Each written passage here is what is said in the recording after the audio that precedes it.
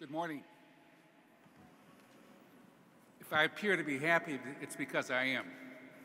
This is the fun part of being a United States judge, to stand in this historic building, especially for me, a native Washingtonian, and to administer the oath to our newest Americans. It doesn't get much better than this. This is indeed not only a highlight of my day, this is a highlight of my career. This is the first time I've been to the United States Archives to administer the oath to newest Americans. So it's a fun day, there's no litigation, no one loses, everyone's a winner. You folks are winners, and America is indeed a winner to welcome our newest Americans. And I'm just happy and proud to be a small part of that process. Thank you, and we're going to proceed. The court will recognize Ms. Cheryl Horn.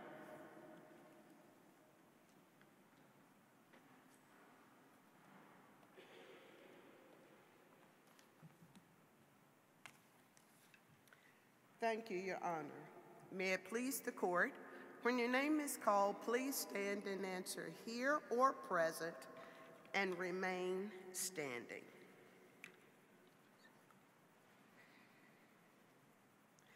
Sifamo Manapula, South Africa. Norlin Lumbre, Philippines. Lidio Sekaili, Albania. Zidatu Worku, Ethiopia. Darren Bell, Trinidad and Tobago. Rahel Batu, Ethiopia.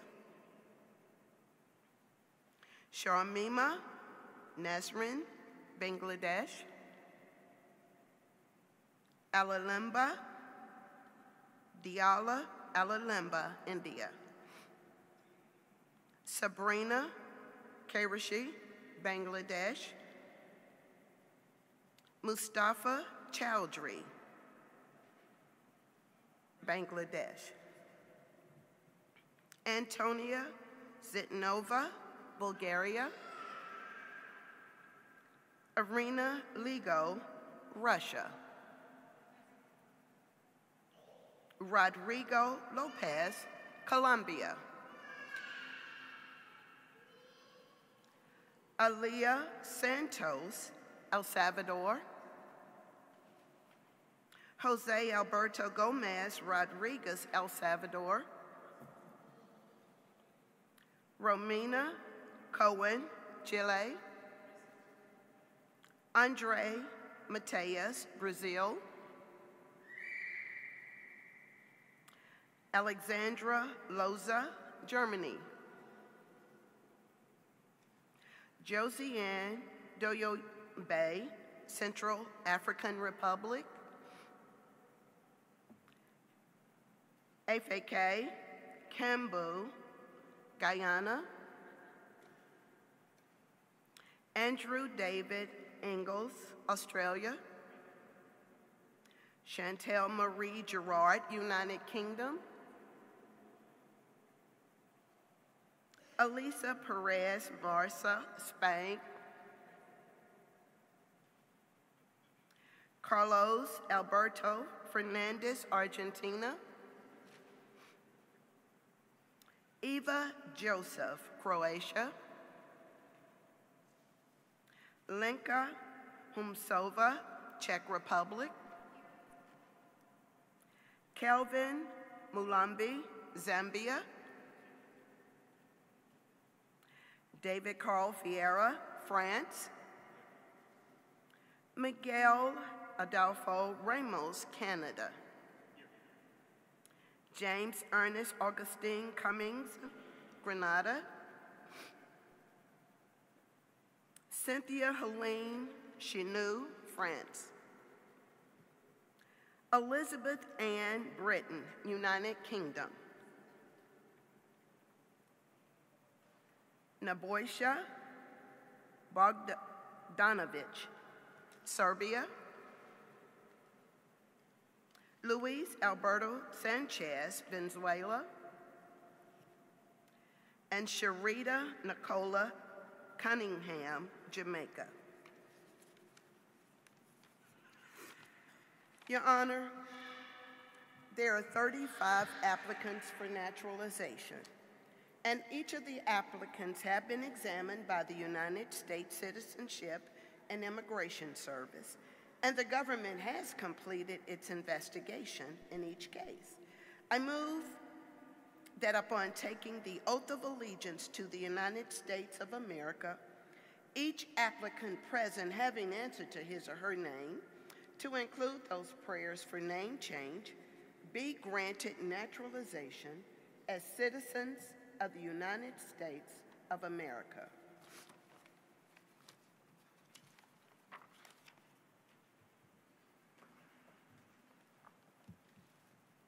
Thank you, Ms. Horn. And upon each individual taking his or her oath, I will grant that request. Please raise your right hand and repeat after me. I hereby declare on oath that I absolutely and entirely renounce and abjure all allegiance and fidelity to any foreign prince, potentate, state, or sovereignty, of whom or which I have heretofore been a subject or citizen, that I will support and defend the Constitution and the laws of the United States of America against all enemies, foreign and domestic, that I will bear true faith and allegiance to the same, that I will bear arms on behalf of the United States when required by the law,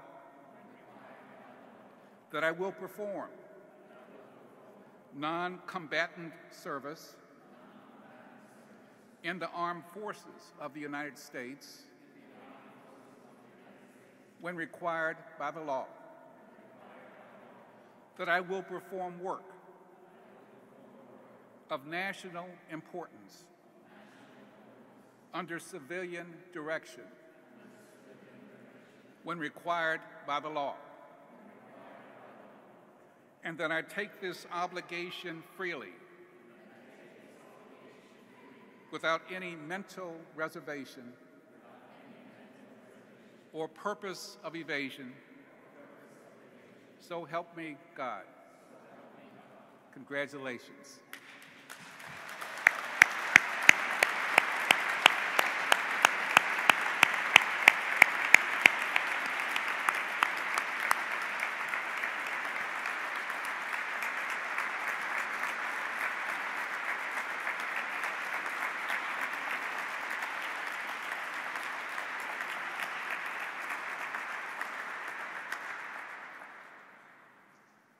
At this time, the court will recognize Ms. Horn.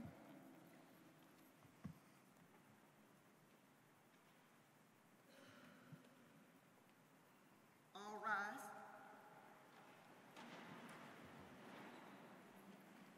I pledge allegiance to the flag of the United States of America and to the republic for which it stands, one nation, under God, indivisible, with liberty and justice for all. Please be seated.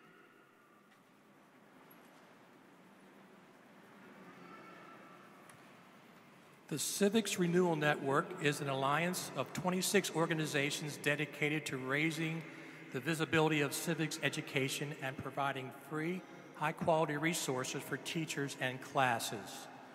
Partner organizations include the National Archives and Records Administration, the Annenberg Public Policy Center, the Library of Congress, the National Constitution Center, National History Day, the NIH's Excitement Project, the museum, Rock the Vote, and the U.S. courts. We welcome representatives from Capitol Hill Cluster School, District of Columbia Public School, and the Stewart Hobson Middle School, which are part of the Civics Renewal Network, to give the preamble of the United States Constitution.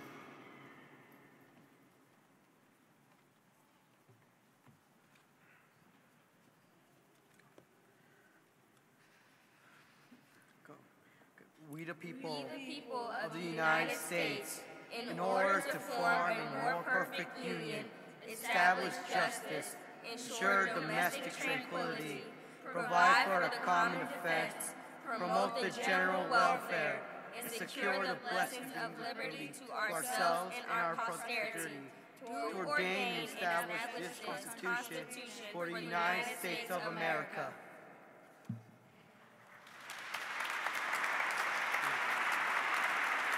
Thank you. Thank you to the Civics Renewal Network. And let's give another round of applause to these bright young students.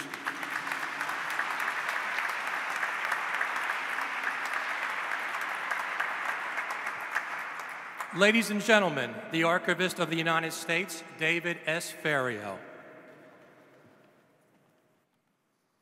Good morning, and thank you to the students. That's the best rendition of the preamble that I've ever heard. You can come back anytime and read here in the Rotunda. First and foremost, congratulations to our new citizens. It's a pleasure to have you with us today. And I can't think of a better place to be sworn in than in front of the Constitution of the United States. Behind me is the Constitution signed 227 years ago today, which remains the basis on which our federal government is structured. The preamble, which you just heard, contains perhaps the most important words in any of our founding documents: we the people. Those three simple words draft remarks for the naturalization ceremony to capture the essence of our democracy. Over to my right is the Declaration of Independence, the same piece of parchment that our founding fathers signed on that hot summer day in 1776 in Philadelphia.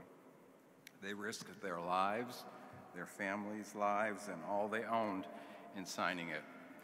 We have them to thank for our freedoms today. And to my left is the Bill of Rights, the first 10 amendments to the Constitution. They spell out the basic personal rights and freedoms that are guaranteed to every American citizen, which you exercise every day. I hope you all get a chance to examine these documents more closely before you leave today. They make up our foundation and our basis for U.S. citizenship. I am the grandson of Italian immigrants and great-grandson of Irish immigrants. Using passenger lists here at the National Archives, I discovered that my grandfather, at age 15, arrived in Boston from Naples aboard the ship Commonwealth. And on March 22nd, 1903, my grandmother, Antonia Giorgio, also from Naples, arrived aboard the ship Romantic. Many Americans have stories like mine, and now you, our newly naturalized citizens, will have your own journey to share. Here at the National Archives, we have over 12 billion pages of records. Becoming American citizens make you now part of the National Archives, too. Your naturalization records will become part of our holdings. In our research rooms across the country, people comb through these records to piece together the details of their own family histories. Someday, your ancestors, your descendants, will search our records to discover your history. Here at the National Archives, history comes to life. We house the tangible reminders of where we have been, how far we have come, and what is possible for each and every American. Each record, large or small, is a representation of a greater story, many of which are still being told today in daily life. The National Archives tells everyone's story, and we will tell yours. Today's guest speaker is no stranger to the National Archives. Jose Andres has served as culinary advisor for our What's Cooking Uncle Sam exhibit.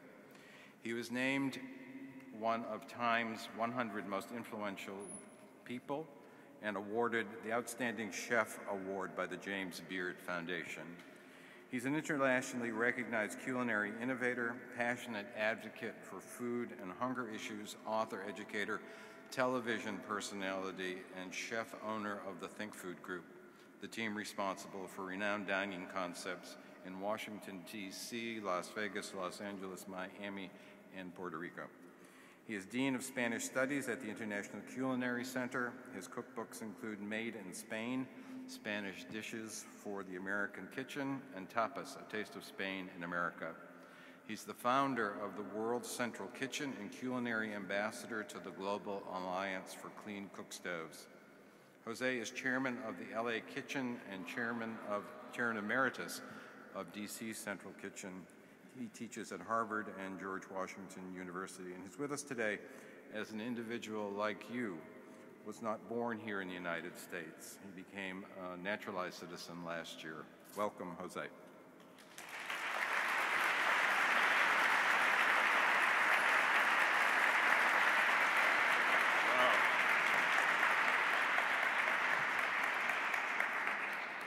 Hello, people of America. I don't know you, but I had, again, a tear or two.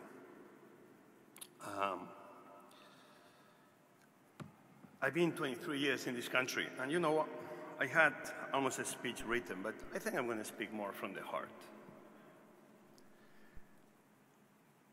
First time I came to America, I was in the Navy. Here we have a fellow Navy. Hi, congratulations. And I came in a beautiful ship, the Juan Sebastián del Cano, four-mast, white, 300 crew. And we came to Pensacola, where I learned that we were celebrating the festivities of the 5 flags, which happens, one of them was the Castilian flag, the Spanish flag. All of a sudden was like, wow, it's like really already where I come from, already kind of I've been part of this country almost all my life, and I was not even aware. But the real moment that I kind of became in love with arriving to America was when we landed in New York, coming in the ship under the Verrazano Bridge, a Statue of Liberty on my left, Manhattan on the right. I was very high up in the mast. And I don't know, but that moment I thought, wow, I want to be part of the American dream. I want to be part of America. When I finished my military service, at the first chance I got, I came back to the States. And the reason I wanted to come back to the States is because I saw that in America,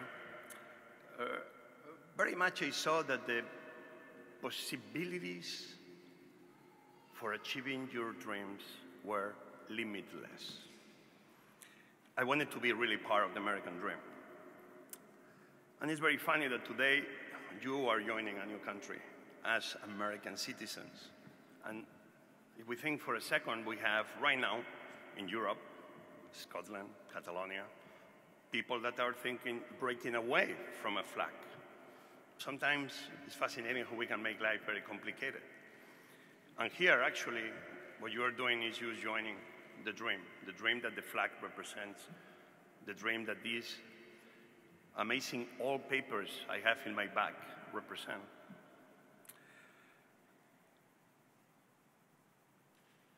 You are already part of America, living in its neighborhoods, putting your touches through your cooking, through your accents, through celebrating your own traditions.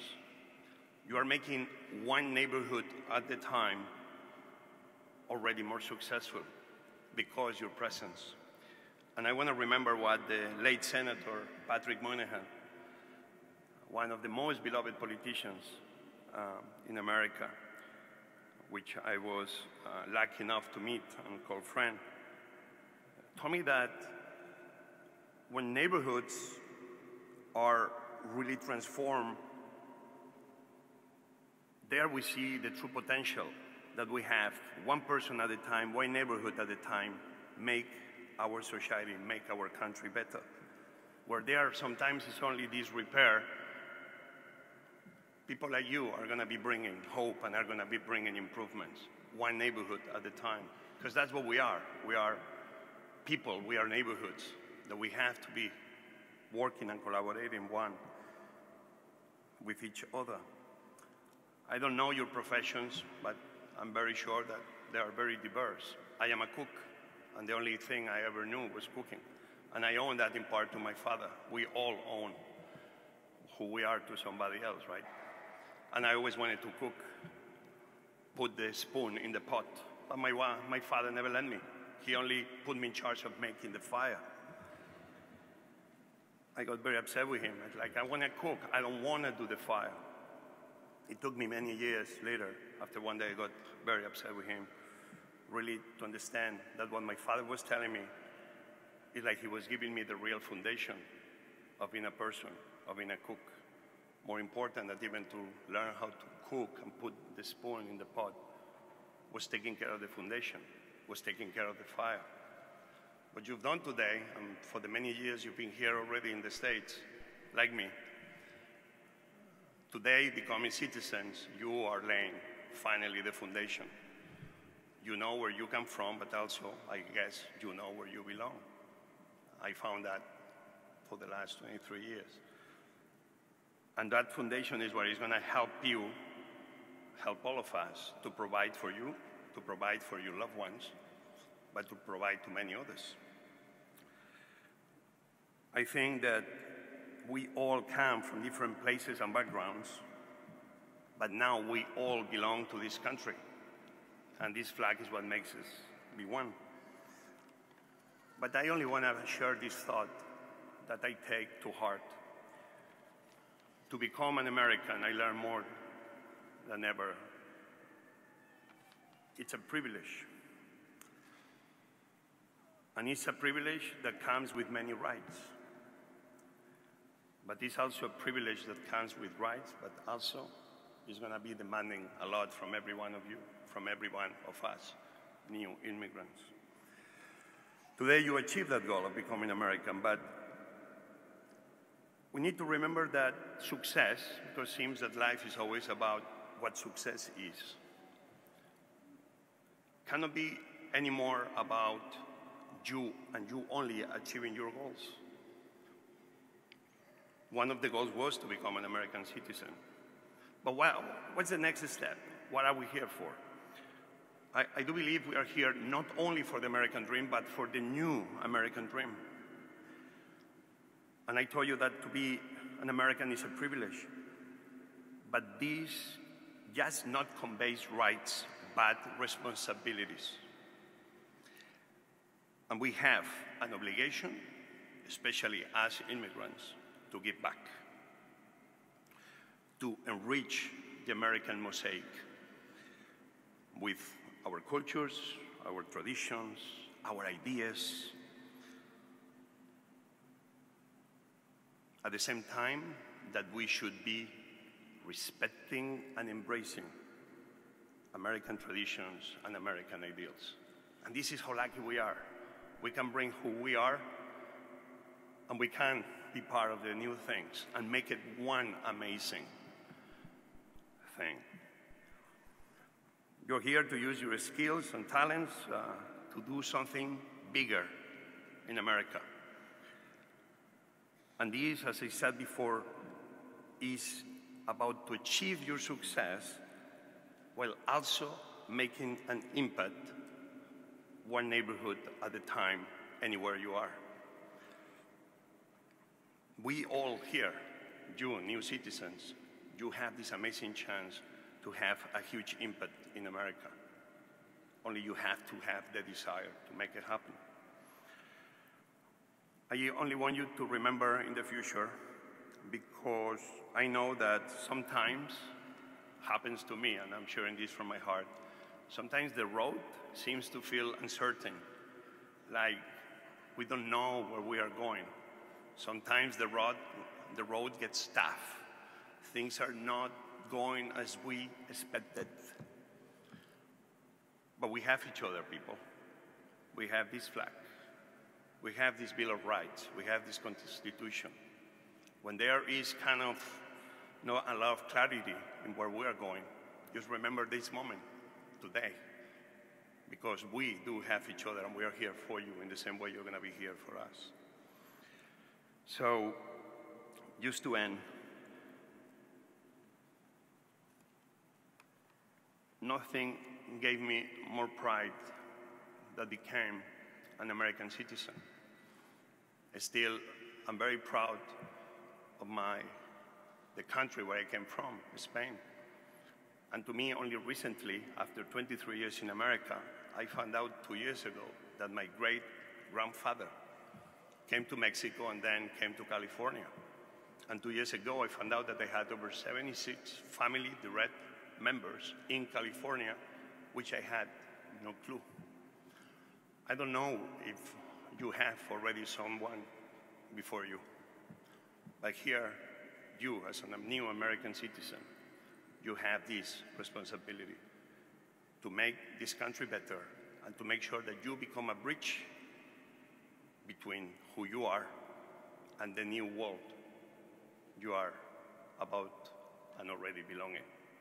Congratulations, and let's enjoy this American dream.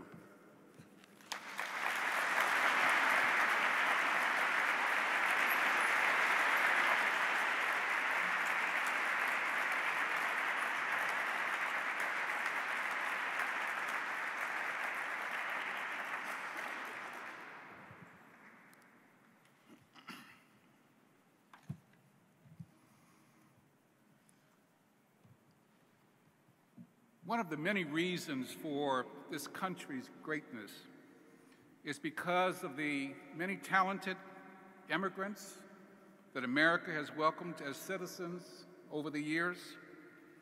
America is truly a melting pot, which means that it is a country in which immigrants of various nationalities and races live and work together, and they strive to achieve peace, happiness, and success for themselves and their families. Just because you are now Americans, however, does not mean that you are to forget your roots and those very special family values, mores, and customs that you bring with you from your native countries. It is imperative that you share those native family values, customs, mores, and languages with your children and their children, and all other Americans, and indeed my children and grandchildren, so that those who are not native to your country of origin can learn to appreciate your native culture and your ways of life. For I firmly believe the more we understand and know about one another, the easier it is for all Americans to live together peacefully in a productive society. Although this is indeed a great country, it is not a perfect country, and much work is still needed to educate people that the opportunity to live the American dream is not predetermined because of the color of your skin or eyes or the color or texture of your hair. That opportunity to live the American dream, my friends, is guaranteed to you and to me because we are Americans, black, brown, yellow, white, or any other color. And that guarantee is enforceable as a matter of law in my court and in the other courts in which United States judges preside over, as determined by those historical documents that are to my rear. This is not a day to talk about litigation. This is a happy day. This is a day to celebrate and be happy for whom we are, Americans. All of you have learned English as part of this process. While that is indeed admirable, never, and I emphasize, never abandon your native language. And please teach my children and grandchildren your native language. And all other Americans, the ability to speak in one's native tongue is truly a gift from God that you should share with all Americans, because we want to know your language, your mores, and your customs. Two closing thoughts. People have fought and died for Americans to have the right to vote freely, without fear, without coercion. That is a very cherished right that you now have as American citizens. Each of you can make a difference in the political landscape of this country by exercising your right to vote. Do not pass up that opportunity because it's a right that's guaranteed to you by these documents that you are looking at. You do not have to fear anyone further. You do not have to vote a certain way. You may vote your conscience, and you may vote for whomever you wish for reasons that are truly personal to you, and you never have to defend to anyone the votes you have cast. The other right that you have is the right to sit in judgment of other people. For instance, to serve as jurors and to be an integral part of the fair administration of justice in your community. You will be called upon to sit as jurors and to pass judgment in civil and criminal cases because you are members of the community.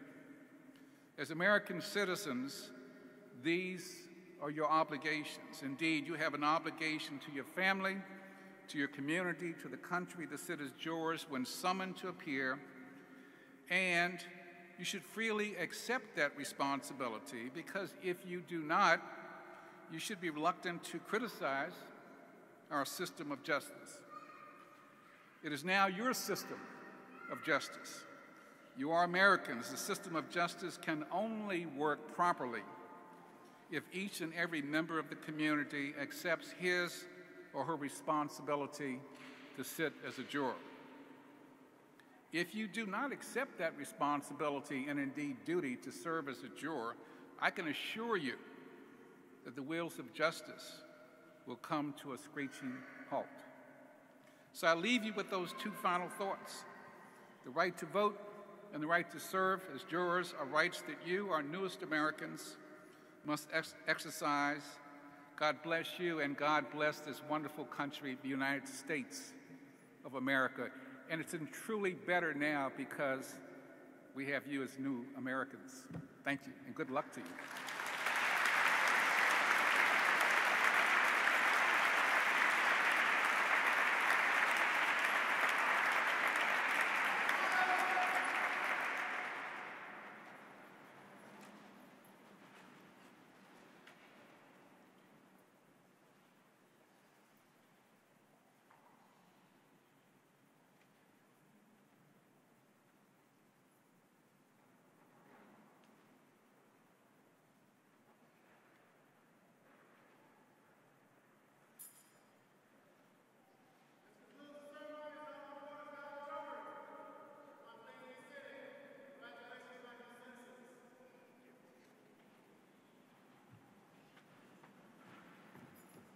The petitioners will now receive their certificates.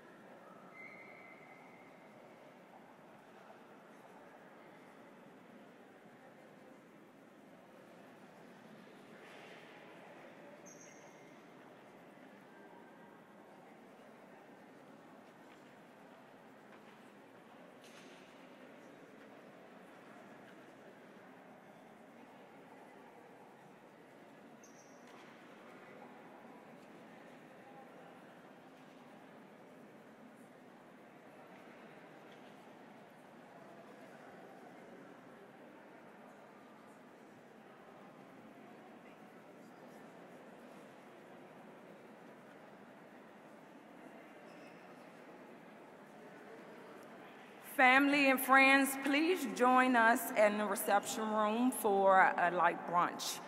NARA staff and volunteers will be at both exits to help you and guide you towards the reception room. Thank you.